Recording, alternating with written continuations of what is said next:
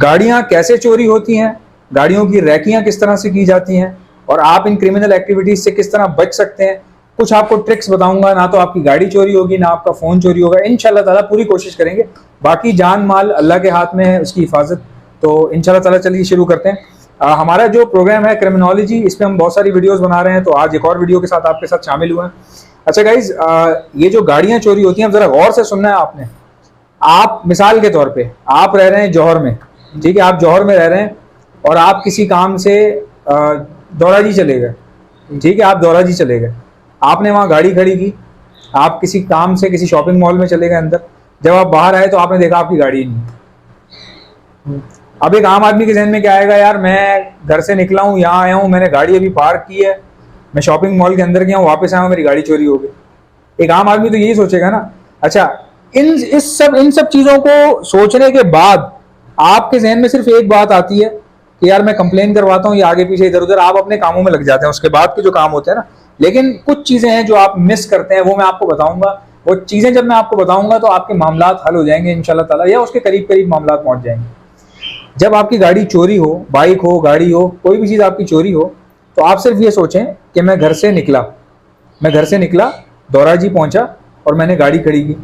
जब मैंने गाड़ी खड़ी की तो उसके दाएं जानिब भी एक गाड़ी थी और उसके बाएं जानिब भी एक गाड़ी थी जब मैं खड़ी कर रहा था। और जब मैं मॉल से बाहर निकला हूं तो अभी भी वही दाएं जानिब वाली गाड़ी मौजूद है और बाएं जानिब वाली गाड़ी भी मौजूद है, लेकिन आपकी गायब है।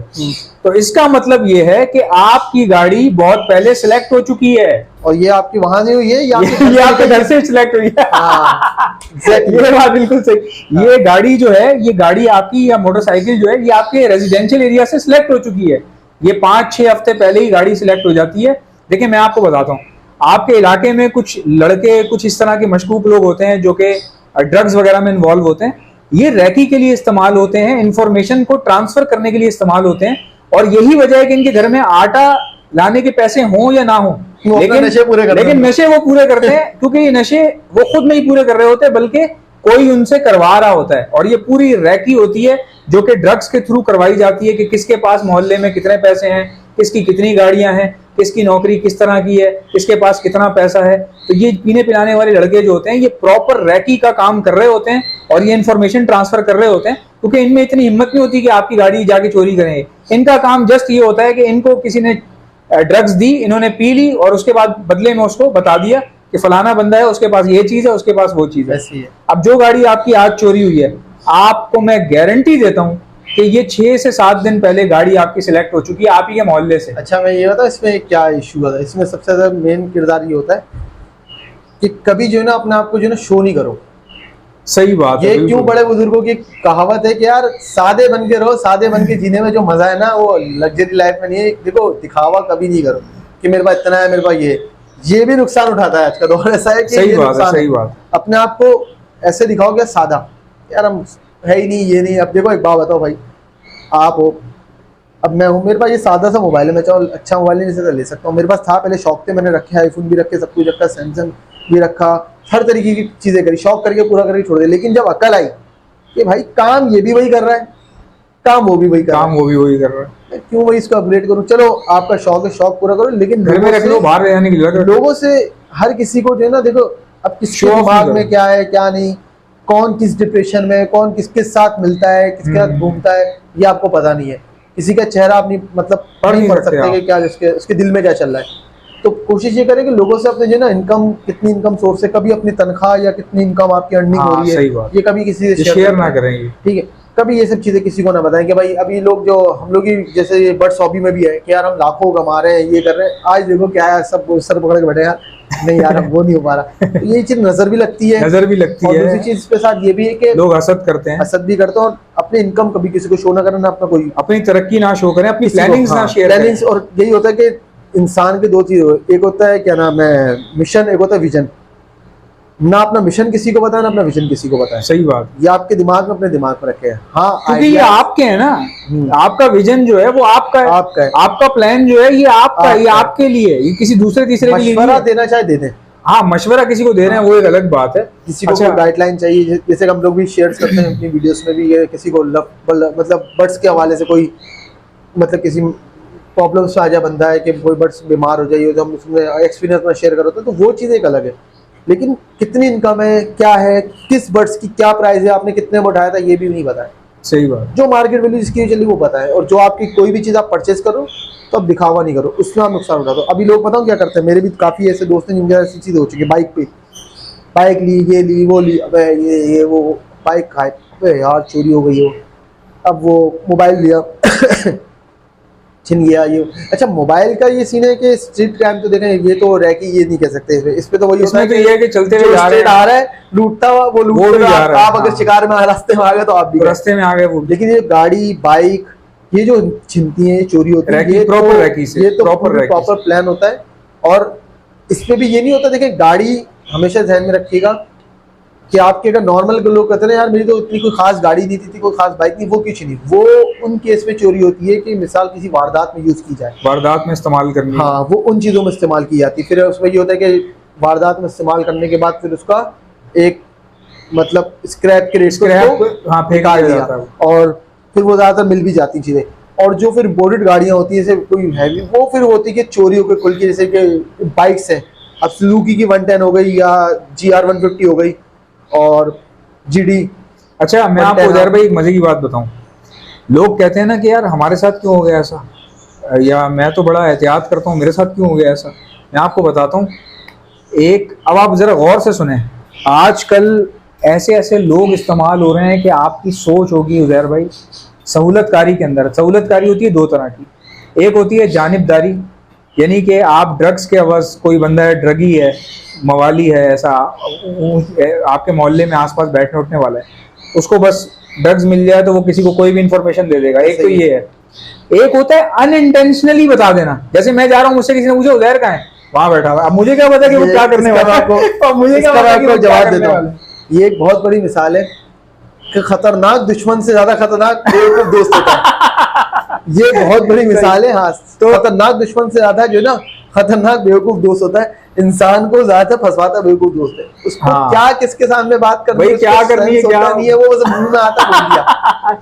सही कह रहे हैं। तो कोशिश ये करेंगे तो थोड़े से ना समझ लोग होते हैं ना, उनसे भी कोई ऐसी चीज अपने नया शेयर ना करें कि वो किसी के सामने बकवास के सामने, क्योंकि उनको ना याद होती है कि उनको उनके दिमाग में एक चीज आ गई ना, बस वो जहाँ मिलेंगे ना, अबे वो यार मिला था, वो तो ये आज डील करने गया है, आज तू बर्ड्स बेचने गया यार, वो बाइक बेचने गया था, अबे वो बैंक गया था पैसे, वो गाते हुए जो मिलेगा ना सबको बताते हुए। सही बात। तो गाइस देखें, मैं हूं, अगर मैं समझदार हूं, मुझसे कोई पूछे उजैर कहाँ है, यार पता नहीं यार, अब मुझे पता भी होगा तो बोलो कर लो, पता नहीं यार, आप उससे पता कर लो। अच्छा मैं मजे की बात बताऊं आपको, ये तो मैं एक उजैर नाम वैसे एक यूज कर रहा हूँ जस्ट एज एन मतलब के एग्जांपल, सामने बैठा हूं जस्ट एज एन एग्जांपल के तौर पे। अब जैसे मिसाल के तौर पे मुझसे कई लोग वीडियोस देखने के बाद उजैर भाई का नंबर मांगते हैं, हजारों की तादाद में, बहुत मैसेज आते हैं। आप मेरा व्हाट्सएप देखोगे ना, उजैर भाई का नंबर, उजैर भाई का नंबर, उजैर भाई का नंबर, मैं पूरा दिन बैठ के पहले मैं यही साफ करता रहता हूँ। अच्छा मैं नंबर नहीं देता, मेरी ये खास बात है भाई, मैं किसी का नंबर नहीं देता, चाहे उजैर भाई हो, कोई और भाई हो, फलाना भाई हो, मैं चाहे अपने क्या नाम है यार आसिफ भाई हो, कोई भी, मैं किसी का नंबर नहीं देता। उसकी वजह मैं आपको बताता हूँ। देखिए बात यह है कि किसी से पूछे बगैर किसी का नंबर देना या उसकी डिटेल देना, ये भी एक गैर इखलाकी हरकत है। हाँ, अगले को पता ही नहीं है। मिसाल के तौर पे एक बच्चा है मेरे से उजैर भाई का नंबर मांग रहा है, मैंने दे दिया उसको, अब वो बच्चा आओ देख रहा है ना, ताओ टन टन टन कॉल पे कॉल मारे जा रहा है, उजैर भाई काट रहे हैं, उससे मैं आगे उठा लिया, हाँ भाई क्या है तेरे को, अब वो उससे पूछ रहे हैं किसने नंबर दिया तुम्हें, बोले एहसन भाई ने दिया। फिर उजैर भाई के दिल में आएगा भाई किसको दे दिया, मेरा दिमाग की दही कर दी मेरी। हाँ कुछ लोग है ना, कुछ लोग ऐसे करते हैं, तो वो इसलिए देखें मसरूफियात होती हैं काफ़ी लोगों की। अब देखें आप तो एक तो ऐसा मतलब एक नाम मतलब यूज़ कर रहे हैं कि मेरा क्या उजैर भाई है, ये किसी के साथ भी हो सकता है, किसी के साथ भी हो सकता है, कोई भी नाम हो, क्या है क्या नहीं। अब देखें किसी को कोई मीटअप करना है, कोई बात करें संडे मार्केट पे, अब इंशाल्लाह हम भी, अभी आप एहसन भाई भी मिलेंगे इंशाल्लाह संडे मार्केट में, इसको मुलाकात करनी, पूछनी किसी को बर्ड्स के हवाले से कोई बात करनी, वहाँ मिलकर हमसे कर ले, डिस्कस कर ले। नहीं पूछने का देखें तरीका होता है, पूरा मैसेज छोड़ें, आप काम बताएं। हाँ काम बताएं। अगर आप मुझे बोलेंगे ना यार मुझे बर्ड्स लेने हैं, उजैर भाई का नंबर दे दें, फिर मैं उजैर भाई से रब्ता करूंगा, यार एक लड़का है वो बोल रहा है बर्ड्स चाहिए, फिर उजैर भाई बोलेंगे हाँ दे दो उसको मेरा नंबर, मैं दे दूंगा। लेकिन अगर आप सिर्फ हर बंदा यही बोलेगा नंबर दे दो नंबर दे दो नंबर दे दो, क्यों दे दो, किस वजह से दे दो, अब आप उसको तंग करते रहे बंदे को, तो एक सोचने वाली बात है। इसी तरह से गाइडेंस चाहिए तो भाई हम हाजिर हैं, ऐसा नहीं है कि हमारे अंदर ये आदत नहीं, कोई हमसे पूछेगा, क्योंकि भाई देखो हमने धक्के बहुत खाए, हम ये नहीं चाहते कि, क्योंकि यार देखो यार हमें एहसास है, क्योंकि हमने बहुत नुकसान उठाया।